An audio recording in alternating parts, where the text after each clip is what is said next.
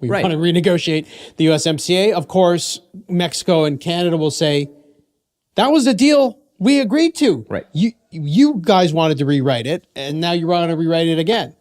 No, and I Yeah. think some of the other aspects that Trump has been complaining about. So, for instance, I think he tweeted something about how U.S. banks were not allowed to operate in Canada. That's a line of BS, pardon my language, because there's 16 U.S. banks operating in Canada right now. No, but that was a very specific provision in USMCA about how American banks should are under the trade agreement. American banks were supposed to have equal access to the Canadian market, and I think they do. Right? Like, there's nothing preventing like JP Morgan from opening up a bunch of like 100 branches, but the reason that they don't is for other reasons.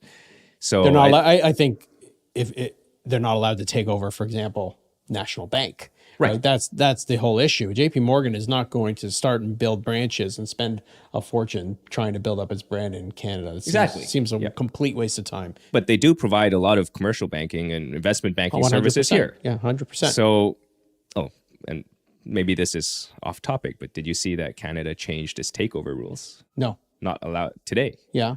So, like Japan, like they now have a national security designation for foreign takeovers. I saw that Trudeau mentioned something about that yesterday at his press conference.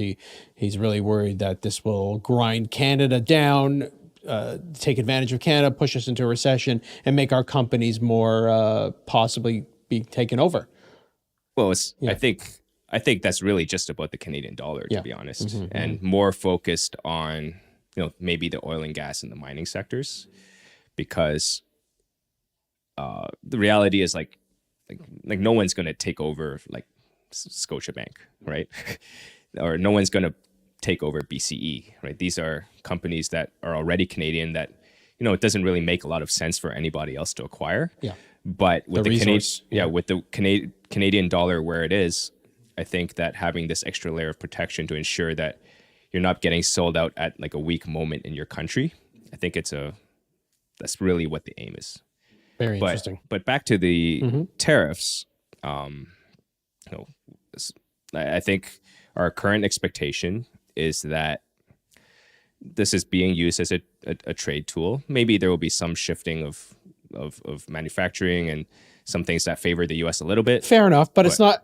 This can't be an overnight thing. It takes years to design, build, move plants, hire new workers, train workers. Right. This is not something that can be achieved during one term of a presidency. Right. And so, anyways, I cut you off. Go ahead. Yeah. But